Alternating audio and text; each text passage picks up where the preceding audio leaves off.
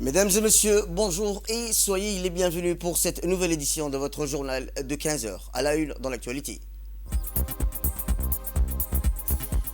À la une dans l'actualité nationale, lancement de la deuxième édition du concours de chasse au trésor à Godoria. Et enfin dans l'actualité internationale, 100 enfants tués par jour depuis le 18 mars dernier, déplore l'UNRWA. C'était les titres. Merci si vous le rejoignez. Eh bien, je vous le disais, dans le titre, le président de la République, son Excellence Ismaël Omar Guelleh, a rendu un vibrant hommage, empreint d'émotion et de reconnaissance à la mémoire de feu commandant Jamal Hassan Abdi, officier supérieur de la garde républicaine, affecté sans interruption à la sécurité personnelle du chef de l'État. Il s'est éteint un vendredi matin, laissant derrière lui un vide immense. C'est avec froid et consternation que j'ai appris le décès de feu le commandant Jamal Hassan Abdi, a déclaré le président de la République, exprimant sa profonde tristesse face à la perte de cet homme d'exception. Le chef de l'État a tenu à souligner la disparition d'un officier chevronné, reconnu pour son expertise, son dévouement et sa maîtrise de toutes les missions de sécurité et de protection rapprochées.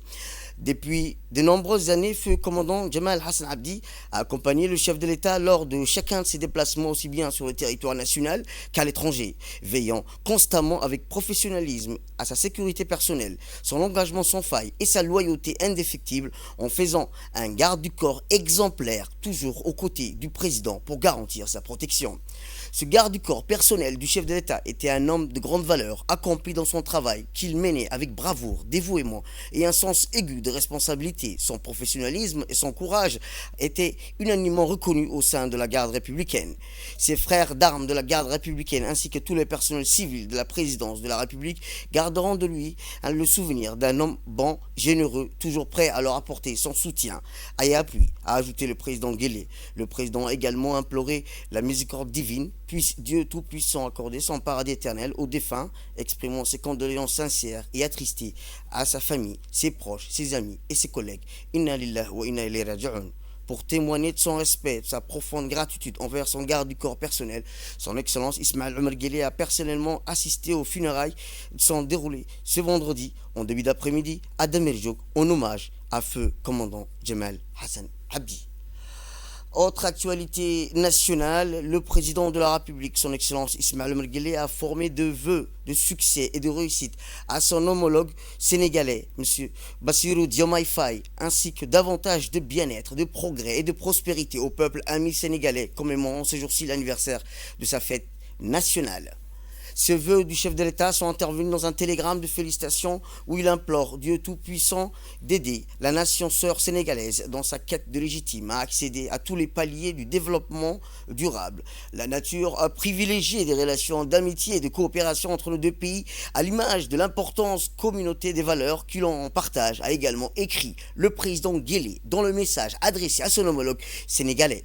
Soyez sûr, Monsieur le Président, que nous n'aurons de cesse d'œuvrer toujours à l'accroissement des liens d'échange, de solidarité entre nos deux nations, a noté le chef de l'État dans le même document, réitérant ses meilleurs vœux à l'ensemble du peuple frère sénégalais. Eh bien, je vous le disais, le Sénégal fête ses 65 ans d'indépendance. C'est ce 4 avril, hier, marqué le 65e anniversaire de l'indépendance du Sénégal. Pour l'occasion, et comme c'est aussi la tradition, le président sénégalais Bassirou Diomaye Faye a adressé son message bilan des 12 premiers mois de gouvernance. Ce 4 avril de la fête d'indépendance du Sénégal marque aussi celle des forces de défense et de sécurité. Dans son message à la nation, le président Bassirou Diomaye Faye a rendu un vibrant hommage. Le président Bassirou Diomaye Faye a renouvelé son engagement à adresser de façon transparente les finances publiques, appelant l'ensemble des Sénégalais à s'y engager avec lui. Retour à Djibouti où c'est dans une ambiance festive et teinte d'adrénaline qui s'est tenue à Godoria la seconde édition tant attendue de la chasse au trésor, un événement organisé par le secrétariat d'État chargé des sports. Eh bien, dès les premières lueurs de la jour, le site s'est transformé en véritable île de trésors. Chaque groupe motivé et déterminé s'est lancé dans une aventure ponctuée d'épreuves physiques, défis intellectuels et d'énigmes savamment conçus par les organisateurs. L'objectif, déchiffrer les indices franchis, les obstacles et être la première équipe à découvrir l'emplacement du trésor caché.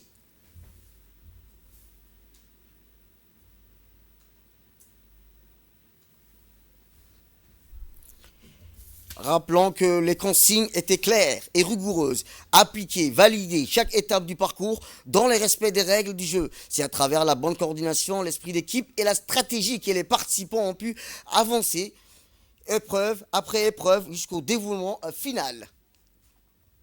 Outre le secrétaire d'État chargé des sports, Hassan Mohamed Kamil, c'est le préfet de la région de Dobok, Moussa Adel Migani, le député de la région de Dobok, la présidente de l'antenne de l'UNFD, Dobok. L'événement s'est déroulé en présence de plusieurs responsables, notamment présents la secrétaire générale du secrétariat à la région du sport, Mme Khadija Ibrahim, le vice-président du conseil régional, ainsi que de nombreux responsables du secrétariat d'État chargé des sports et des autorités locales.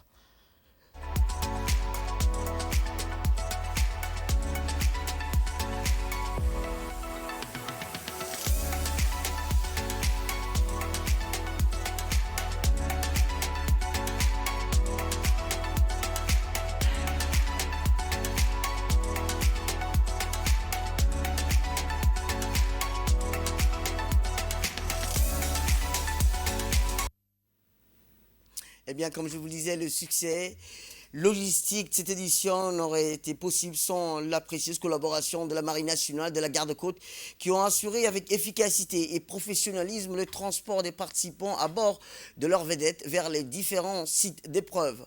Leur appui a permis de garantir le bon déroulement de l'événement dans des conditions optimales de sécurité et de fluidité. À la fin de la compétition, le secrétaire d'État chargé des sports a procédé à la plantation symbolique des pépinières de mangroves dans le cadre d'un effort de reboisement écologique à Godoria.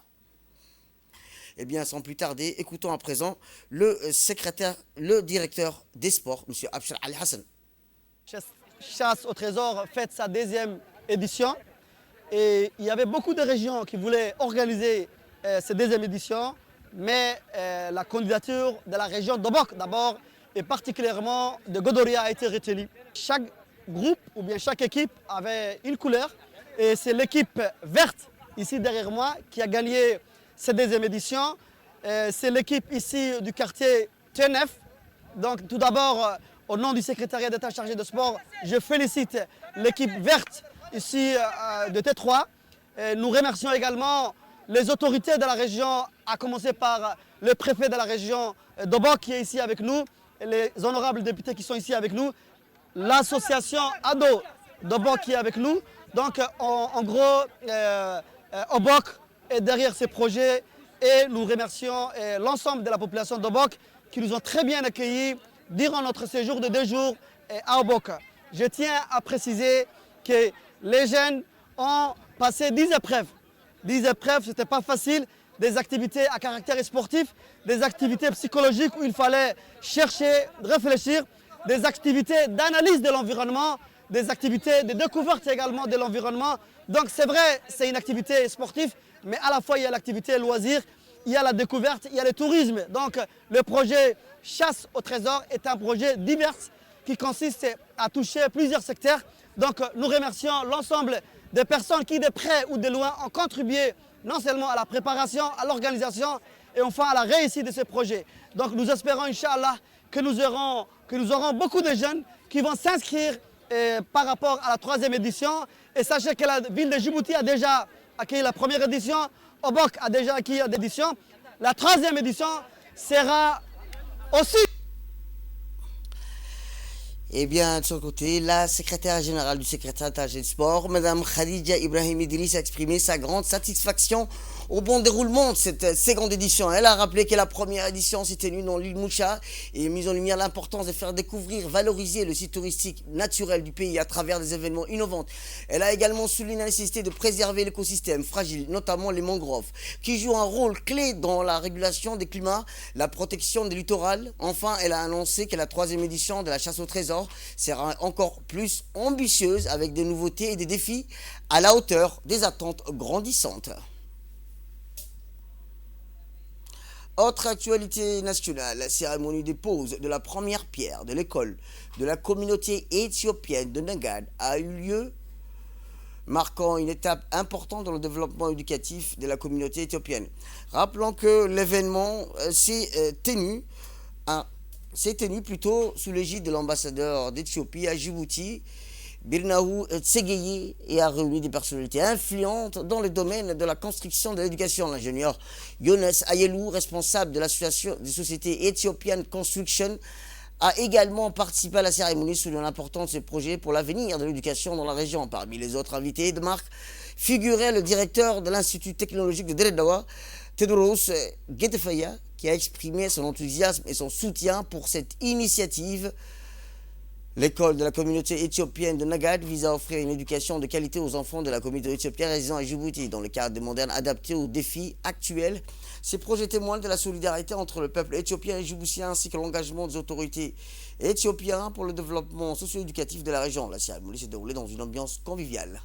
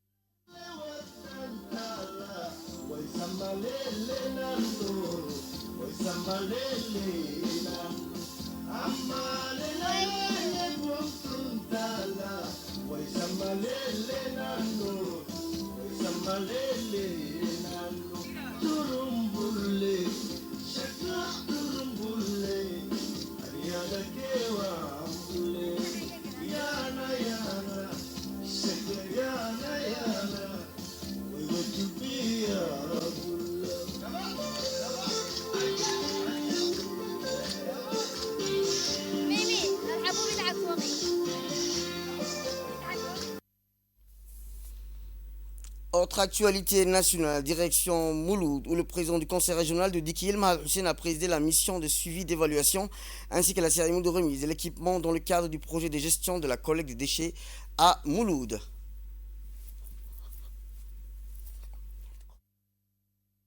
L'objectif principal de cette visite était d'inspecter l'avancement des travaux de la charge, évaluer l'impact du projet sur la communauté locale. À cette occasion, Mahal Hussein a échangé avec la population sur les enjeux et les bénéfices de cette initiative, soulignant l'importance d'une gestion efficace. Avait anticipé l'événement sous le préfet Mouloud, M. Moussa Ahmed, rappelant que la population locale enthousiaste et reconnaissante a exprimé sa satisfaction. Quant à l'évolution du projet, le président du conseil régional de Dikil a pour sa part salué les progrès réalisés et réaffirmé son engagement aux côtés de l'association Adar. Et ainsi, cette mission marque une nouvelle étape clé dans l'amélioration des gestions des déchets à Mouloud.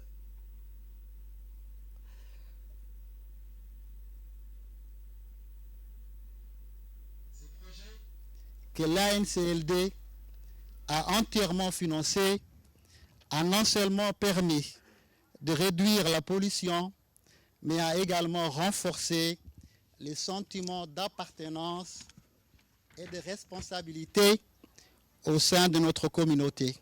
Mouloud a maintenant une décharge à moyen locomotive de collecte de déchets et la communauté est mieux sensibilisée à une gestion efficiente des déchets. Cependant, bien que nous célébrons aujourd'hui nos réalisations, il est essentiel de rappeler que la gestion des déchets est un défi continu qui nécessite notre engagement à long terme. La remise de ce précieux équipement que vous nous offrez aujourd'hui renforce davantage nos capacités à mieux servir encore et plus notre communauté. En conclusion, permettez-moi de réitérer nos remerciements les plus sincères à l'ANCLD et à ses partenaires pour nous avoir appuyés, encadrés et financé notre projet. Écoutons à présent le secrétaire général de l'ANCLD.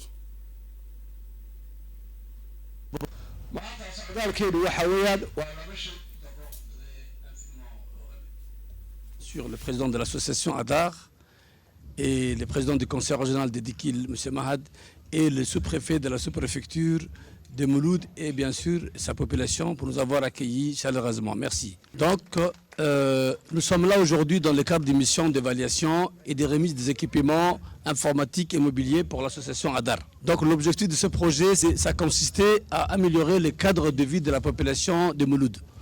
Donc aujourd'hui, après avoir analysé et rencontré les bénéficiaires et évalué le projet, nous sommes très satisfaits des résultats.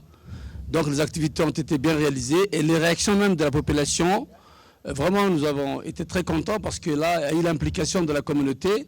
L'association Adar a mis en place une approche très pertinente pour qu'il y ait la durabilité dans la gestion de déchets, l'implication de ces bénéficiaires dont on a rencontré ce matin. L'ANCLD sera toujours là pour pouvoir encore renforcer et continuer et pourquoi pas consolider les actions, les activités acquises de l'association. Et donc je vous dis merci infiniment et salam alaikum wa rahmatullahi wa barakatuh. Disait le président de l'association des armateurs a été accompagné par une forte délégation comprenant M. Keiichi Hara, ambassadeur du Japon à Djibouti, M. Shinohara, secrétaire général de l'association des armateurs, ainsi que de 13 hauts cadres de l'institution. À son arrivée à la direction générale, M. Miyoshin a été accueilli par le colonel Waïs Marbokore, commandant de la garde-côte djiboutienne, avant d'exposer à la délégation les missions et les accomplissements de la garde-côte djiboutienne dans les domaines de la sécurité et la sûreté maritime, tant au niveau local que régional. Cette concours et cette rencontre a permis au président de l'association ainsi qu'aux membres de la délégation d'exprimer leur profonde reconnaissance envers la garde-côte djiboutienne, notamment ses officiers en charge des missions dans le domaine de la sécurité et de la sûreté maritime, dont ils ont salué les efforts inlassablement.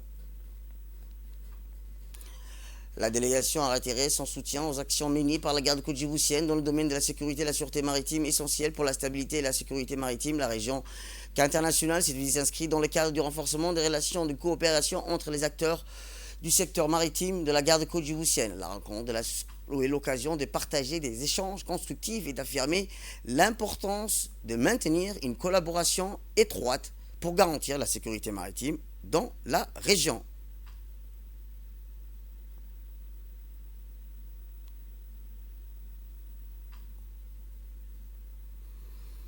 Autre actualité nationale, eh bien je vous le disais dans le titre, après celui de Mouloud, comme à l'accoutumée, le quartier de l'académie militaire interarmée a vu aujourd'hui la tenue du concours du recrutement de la 17e promotion. Ce concours intervient après une étape de présélection, consiste à étudier les dossiers pour laquelle les candidats satisfaisant les conditions ont été retenus. Cette journée fut consacrée aux épreuves physiques et sportives durant lesquelles les candidats ont été évalués autour des 4 ateliers composés des tractions, pompes, abdominaux et courses de 1000 mètres. Cette étape sera consacrée à l'épreuve écrite le lundi 7 avril prochain, écrite où les candidats auront à composer un sujet de rédaction d'ordre général préparé et qui sera à l'issue corrigé par l'université de Djibouti. Les modalités de concours de recrutement de la 17e promotion seront clôturées dimanche par une épreuve orale.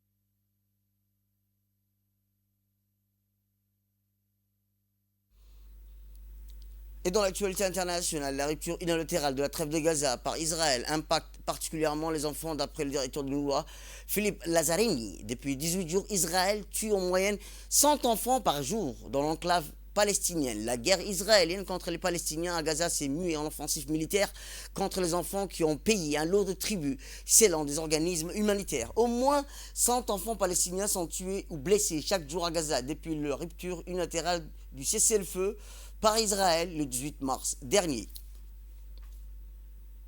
C'est tout pour cette édition. Merci à vous de nous avoir suivis. Restez avec nous pour la suite de nos programmes.